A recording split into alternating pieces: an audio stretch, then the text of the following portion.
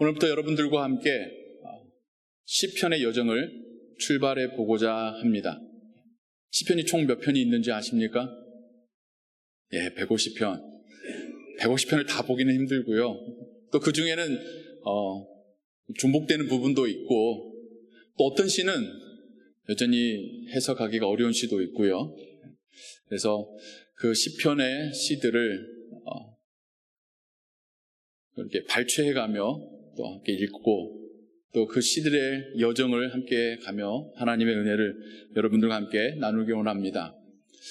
그러면 150편을 다 안 보더라도 한 70, 80편을 혹은 5, 60편을 스트레이트로 다 한단 말일까라고 또 생각하실 수 있는데, 그러기에는 또 힘들 것 같아요. 중간중간 총 10편이, 우리는 시편이라고 해서 하나의 타이틀로 이해하지만, 또 우리 구약 성경에는 그냥 한 묶음처럼 되어 있지만 실질적으로 그 안에 들어가면 5묶음으로 나눠진, 우리 그 장편 소설도 여러 볼륨으로 있듯이 시편도 5개의 볼륨으로 이루어진 어떤 그 콜렉션입니다. 그래서 한 권을 여러분들과 함께 묵상하고 나눈 이후에 잠시 휴식의 기간을, 또 다른 메시지, 다른 본문을 가지고 보고 다시 2권으로 오고 다시 3권, 4권, 그렇게 5권까지 이 여정을 끝까지 한번 가볼 계획입니다. 시편은 쉬우면서도 어려워요. 쉽다는 말은 뭐냐면 시편을 읽으면 그림이 그려집니다. 그래서 비주얼라이제이션, 그러니까 우리에게 시각화한다는 의미에서 쉽지만, 어렵다는 의미는 그 그려지는 그림 속에서 우리가 하나님의 말씀을 발견한다는 것은 이건 또 다른 레벨의 묵상이 필요하고 시간이 필요합니다. 이야기로 되어진 성경 어떤 책들은 이야기의 스토리 라인이 있잖아요.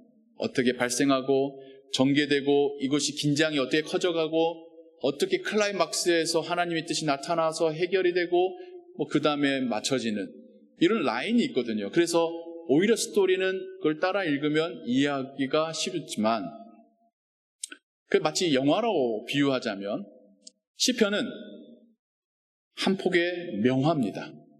그림이에요. 여러분, 그림을 감상하실 때 어떻게 하셨습니까?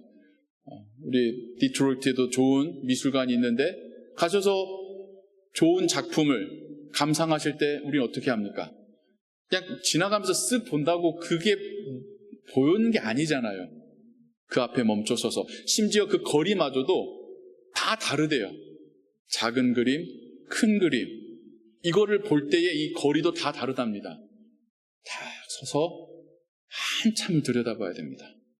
꼼꼼하게 한참을 들여다봐야 됩니다. 그 화가가 어떤 의도로 어떤 붓칠을 했었는지, 심지어 그 배경까지도 그의 청년 때일지 노년 때일지, 즐거울 때였을지 고난 중에 있었을 때일지, 아니면 특별히 역사적인 어떤 사건과 결부된 건 아닌지, 백그라운드도 이해하면서 그 안에 담겨져 있는 그림의 한 붓, 한 붓, 한 획이 뭘 말하고 있는지를 꼼꼼히 들여다봐야 됩니다. 왜 화가가 저렇게 그렸을까를 계속 생각해 보면서 그 씬으로, 그 상황으로 내가 빨려 들어가게 됩니다. 그럼 어느 순간 내가 그 안에서 이 화가의 생각과 감정을 공유하게 되죠. 그러면서 내 안에 있었던 메시지가 떠오르며 서로 반응할 때에 비로소 그 그림을 온전하게 감상했다라고 말할 수 있습니다. 어렵죠. 특히 요즘처럼 인스턴트, 빨리빨리의 시대 속에서, 심지어 광고도 몇 초 만에 메시지를 전달하고 사람들을 유혹하는 이 시대 속에서, 이젠 우리가 긴 드라마, 영화도 보기 힘들어해서 몇 초짜리 쇼츠를 보면서 살아가고 있는 이 시대 가운데 가만히 있어서 찬찬히 들여다본다는 것은 이젠 우리에겐 더 힘든 일이 됐을 거예요. 오늘날 그림도 볼 때도 그러할 텐데, 하나님의 말씀으로 기록된 수천 년 전에 이 메시지를 찬찬히 들여다보는 우리에게 시간도 필요할 테고요. 무엇보다도 발견할 수 있게끔 도와주시는 하나님의 은혜가 필요할 것입니다. 하지만 그렇게 해서 발견되는 하나님의 은혜가 있을 때에 그 감동은, 그 기쁨은 이루 말할 수 없는 보석처럼 우리에게 다가올 줄로 믿습니다. 시편을 묵상하는 방법에 대하여서 간략하게 개론적으로 오늘 좀 설명을 드리고 또 계속해서 하면서 추가적인 설명을 해드릴 터인데요. 시편은 거울과 같습니다. 거울은 뭡니까? 나를 보여주잖아요. 나를 반영해 주는 게 거울이잖아요. 거울 자체를 보기는 하겠지만 실상은 그 거울 속에서 보이는 나를 보는 것이 거울의 역할이잖아요. 이제 시를 넘어서 시편이라고 하는 하나님의 말씀으로 기록된 이 시들의 역할이 거울이라는 것을 여러분에게 말씀드리고 있습니다. 시편의 기록들을 쭉 읽고 묵상하다 보면 어떤 그림들이, 장면들이 상상이 되어져요. 그리고 그것을 적었을 이 사람의 마음이, 생각이, 심지어 그의 감정이 나에게 전달이 됩니다. 그리고 어느 순간 내가 그 안에 들어가 있어요. 이 시의 저자와 같이 곤경 가운데 처해 있는 내 모습을 발견하기도 하고요. 이 시의 저자처럼 하나님께 기뻐하며 찬양하고 있는 내 모습도 발견되기도 하고요. 이 시의 저자처럼 방황하고 있는 모습도 보이기도 하고, 이 시의 저자처럼 하나님 주신 용기로 담대해지는 내 모습도 그 안에서 발견하곤 합니다. 처음 시작은 이 시를 처음 지었을 때의 그 시인에게 내가 집중하며 시작했을지 모르지만 어느 순간에 그 안에 있는 내 모습이 발견이 돼요. 그리고 이젠 더 이상 이것은 다윗의 시가, 아삽의 시가, 그 누군가의 시가 아니라 나의 시가 됩니다. 그 안에서 내가 발견되는 순간 이젠 이것은 나의 기도가 되고 나의 찬양이 됩니다. 이게 시편입니다. 그 오래전 그 누군가 썼었던 옛날 고 시대가 아니라, 고 옛날의 시편이 아니라 이젠 나의 시가 되고 나의 기도가 되고 나의 찬양이 됩니다. 특별히 이 시편 150편이 5권으로 분류되어 편집되어졌다고 말씀을 드렸는데요. 약 1000년의 시간 동안에 가장 멀게 보면, 가장 예전으로 보자면 다윗 시기부터, 그래서 1권에는 다윗의 시가 그렇게 많습니다.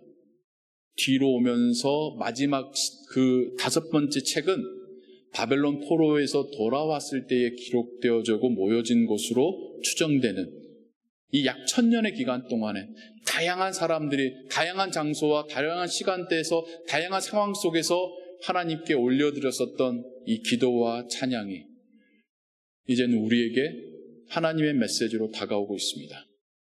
이게 하나님의 메시지일 수 있는 이유는 단지 인간의 저자가 잘 적은 거를 모은 것이 아니라 그걸 넘어서서 그에게 영감을 주신 분이 하나님이시고, 이 메시지를 읽고 묵상하는 우리에게도 하나님은 동일한 성령 하나님으로 말씀하시기 때문에, 그리고 이것이 나의 고백이 되게 하시는 하나님의 그 역사하심이 있기 때문에 우리는 이것을 하나님의 말씀으로 고백하고 또한 묵상하고 있는 것이죠.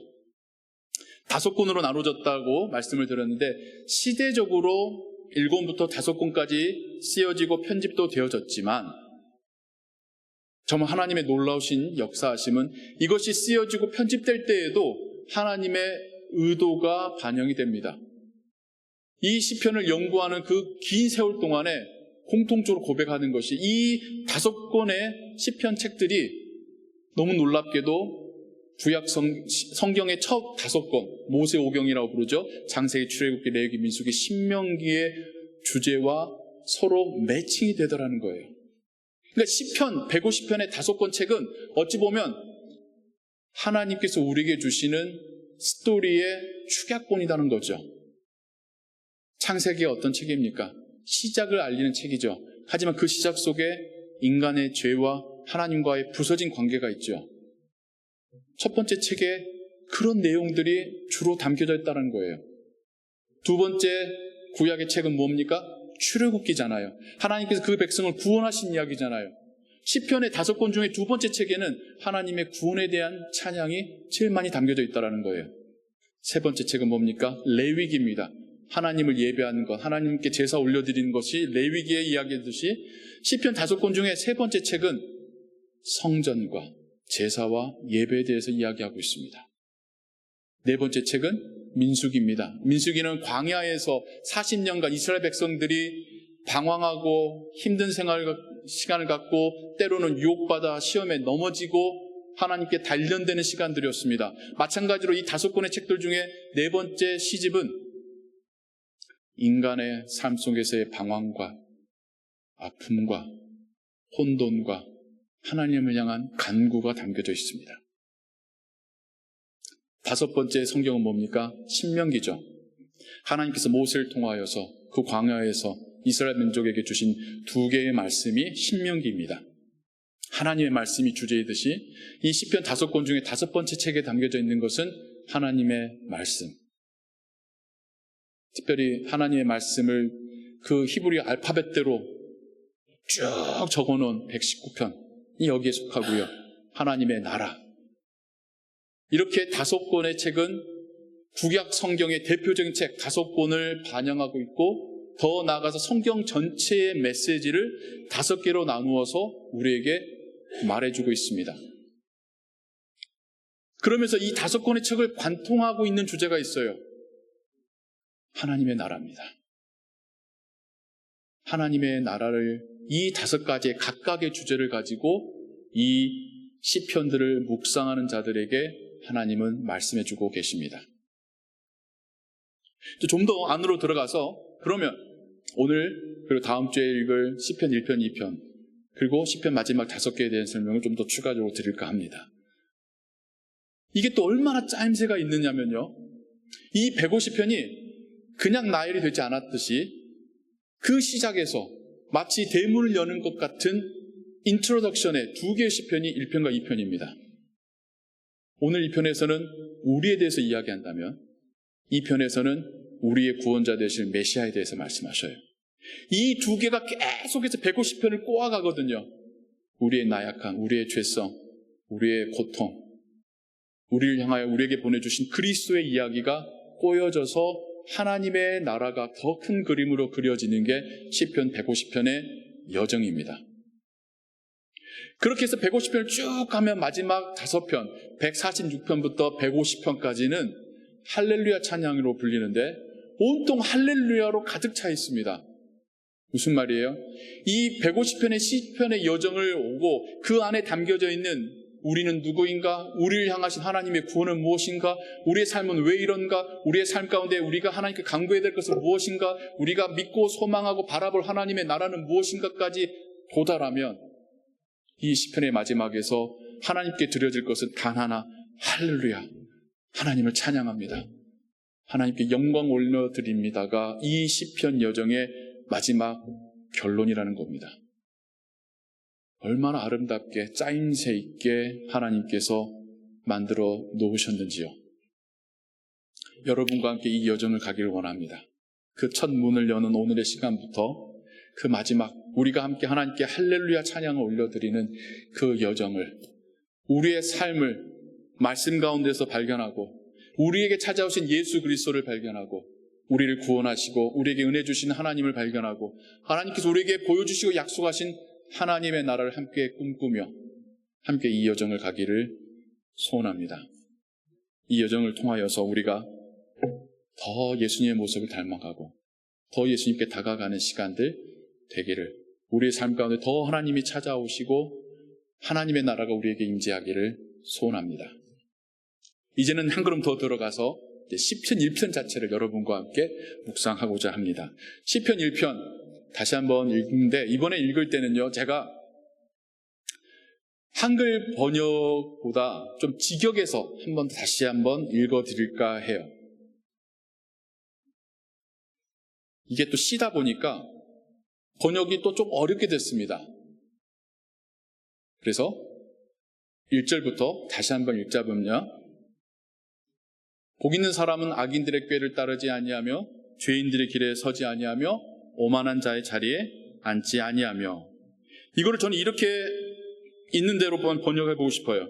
복된 사람은 악한 사람의 일에 동참하지 않고 죄인들의 길을 걷지도 않고 다른 사람을 조롱하는 위치에 앉지 않습니다. 그들은 오히려 하나님의 율법을 즐거워하고 그 율법을 낮과 밤으로 묵상합니다. 그래서 그들은 마치 시냇가에 심겨진 나무 같습니다. 그 나무는 계절을 따라 열매를 맺고 그 잎사귀는 가뭄에도 마르지 않습니다. 그들이 하는 모든 일들이 형통합니다. 그런데 악한 사람들은 그렇지 않습니다. 그들은 마치 바람에 날려가는 겨와 같습니다. 그러므로 악인들은 하나님의 심판을 견디지 못할 것이고 죄인들은 의인들의 모임 하나님의 나라에 들어오지 못할 것입니다. 하나님께서 의인들의 길을 항상 살펴보시고 계실 뿐만 아니라 악인들의 길은 파멸로 이어지기 때문입니다. 이게 첫 번째 시예요. 여기서 한 가지 질문. 여러분은 이 시 가운데 어디에 계십니까? 여러분 이 시 속에서 여러분은 여러분의 모습을 어디에서 발견하십니까? 혹시 죄인의 길에 걷고 있는 모습입니까? 오만한 자리에 앉아있는 모습입니까? 아니면 아주 열매와 잎사귀가 풍성한 나무 그늘 밑에 계십니까? 이 시가 우리가 읽고 해석하고 묵상할 때에 누구에게 주시는 시같이 들리셔요? 복된 사람에게 주시는 시 같으세요? 아니면 그 다음에 따라오는 악인과 죄인과 오만한 자에게 말씀하시는 시 같으세요? 누구에 대한 하나님의 손을 내미심일까요?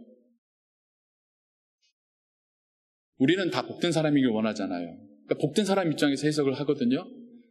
근데요, 한번 곰곰이 생각해 보십시오. 복된 사람이면 하나님이 굳이 이런 말씀 하실 필요가 있을까요?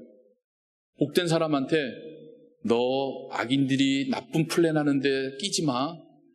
너 죄인들이 막 일을 실행해 갈 때 거기 같이 가지 마. 너 오만한 사람들이 교만하게 다른 사람들 비꼬고 조롱하는 거 그러지 마. 하나님이 복된 사람에게, 의로운 사람에게 그렇게 말씀하실까요? 우리 목회자들과 설교자들에게 존경받는 목사님들 중에 제임스 몽고메리 보이스라는 목사님 계시는데 미국 장로교회 목사님이셔요. 그분의 해석은 정반대 해석입니다. 오히려 하나님께서는 악한 이들에게, 죄인들에게, 오만한 자들에게 너희들의 삶이 복된 삶이 아니야 라고 말씀하시며 이 이야기를 시작하고 계시더라는 거예요. 너희들의 삶은 시냇가에 심겨진 나무처럼 살 수가 없어. 너희들의 삶은 바람에 날아가는 겨와 같을 거야. 너희들은 결국에 파멸로 다다르게 될 거야. 겁주시는 게 아니라 그러니까 이제 내가 초청하는 이 길로 따라오려 하나님이 초청하고 계시다는 겁니다. 복된 사람들에게 악한 이들과 죄인들과 오만한 자의 자리로 가지 말라고 경고하시는 시가 아니라 우리에게, 죄인되고 악하고 오만한 우리에게 복된 자의 삶으로 오라고 부르시는 하나님의 초청이라는 겁니다. 그렇게 생각하고 이 시편을 다시 한번 생각해 보십시오. 첫 구절부터 복된 사람은 예를 들자면 시냇가에 심은 나무 같고 이렇게 아니잖아요. 복된 사람은 악인이 아니고 죄인이 아니고 오만한 자가 아니야 라고 말씀하시는 거잖아요. 뒤집어 보면 오히려 악한 자들, 죄인들, 오만한 자들에게 너희들의 삶이 복될 수가 없어 라고 말씀하시는 거죠. 이 초청은 이것을 읽고 묵상하는 사람들에게 자신의 실존이, 자신의 실체가 하나님 보시기에 악하고 죄스럽고 오만하다라는 것을 깨닫게 하고 있습니다. 근데 거기에서 끝나고 거기에서 두려움과 절망으로 마치는 게 아니라 그런 우리에게 하나님이 손을 내미시면서 나에게 오렴. 내가 너를 시냇가에 심을게. 시냇가 옆에 자라난 나무라고 성경이 말하고 있지 않고 심겨졌다라고 말합니다. 의도적으로 다른 곳에 아주 황량한 땅에, 물 없는 땅에 심겨졌던 그 묘목을 하나님께서 뽑아다가 물가에 의도적으로 심으셨다고 말씀하십니다. 악하고 죄짓고 오만했던 우리들을 하나님이 뽑아다가 시냇가 옆에 심어 놓으시겠다라고 초청하고 계시는 것입니다. 그런 우리에게 하나님의 나라를 약속하시고 평강과 형통을 약속하고 계시는 겁니다. 그러면 여기까지 이해가 도달한 사람은 어떤 반응일까요? 그래, 나 그렇게 살고 싶어. 내 인생이 그랬으면 좋겠어. 그래서 시편 1편이 하나님의 초대이고 앞으로의 150편을 그 문을 열어가는 대문의 역할을 하고 있는 것이죠. 이 시편 6절 중에 다 어떤 상태를 묘사하는데 단 하나만이 어떤 행위와 동작과 순종을 제안하고 있는 구절이 있습니다. 바로 2절이지요. 오직 여호와의 율법을 즐거워하여 그 율법을 주야로 묵상하리로다. 하나님은 지금 우리들을 하나님 말씀을 읽고 묵상하고 순종하는 길로 초대하고 계십니다. 1차적으로는 하나님의 율법 아니면 하나님의 성경일 수 있겠고요. 또한 2차적으로는 이제 앞으로 열려질 150편의 시편일 수도 있어요. 그 시편 가운데 성경이 다 담겨져 있으니까요. 그 시편 가운데 하나님의 메시지가 충만하게 담겨져 있으니까요. 그러니 시편을 제대로 묵상하면 그 다음을 읽고 싶어지는 거겠죠. 정말 이제 앞으로 내가 문 열고 들어가면 어떤 메시지들이 나를 기다릴 것인가? 어떤 하나님의 말씀들이 악하고 죄인되고 오만했던 나를 의롭고 복된 사람으로 바꾸어 가실 것인가? 기대감을 가지고 문을 열고 들어가게 하겠죠. 이 초대에 여러분들을 또한 초대합니다. 물론 우리가 이미 예수 그리스도를 믿는 자이고 예수님을 따르는 자들입니다. 그렇지만 다시 한번 시편과 함께 우리의 실체의 모습을 하나님 앞에 고백하고 그런 우리가 필요한 것이 무엇인지를 깨닫고 그런 우리를 위해서 오신 예수 그리스도를 묵상하고 주님께서 우리에게 약속하신 하나님의 나라를 소망하는 이 일련의 여정을 우리가 함께 걸어가게 되기를 소원합니다. 그러면서 촉박한 우리의 인생, 하루도 바람잘 날 없는 우리의 일상, 하나 문제 해결하면 두 개가 다시 터지는 우리의 이 얄궂은 삶들, 사람들과의 얽히고 설키고 잘 풀어지지 않는 이 관계들, 막막하고 하나님이 언제 들으실까 싶으신 하나님과의 어떤 기도와 그 관계들, 여기에서 우리가 답을 찾아가기를 원합니다. 하나님이 우리 곁에 어떻게 계셨었는지, 무슨 말씀을 하셨었는지, 하나님이 우리의 눈을 들어서 무엇을 보길 원하시는지 우리가 함께 발견해 가기를 소원합니다. 단지 시편을 묵상하고 배우는 것이 아니라 우리에게 찾아오신 하나님을 발견하고 그분 손잡고 그분과 함께 걸어가는 앞으로의 여정 되기를 소원합니다. 기도하겠습니다. 하나님 우리 아버지, 진정 우리가 복된 자 되기를 원합니다. 악한 꾀를 멈추고 죄인의 길을 돌아서고 오만한 자의 자리에서 내려오기를 소원합니다. 하나님 말씀을 사모하고 그 말씀에 순종하기를 결단합니다.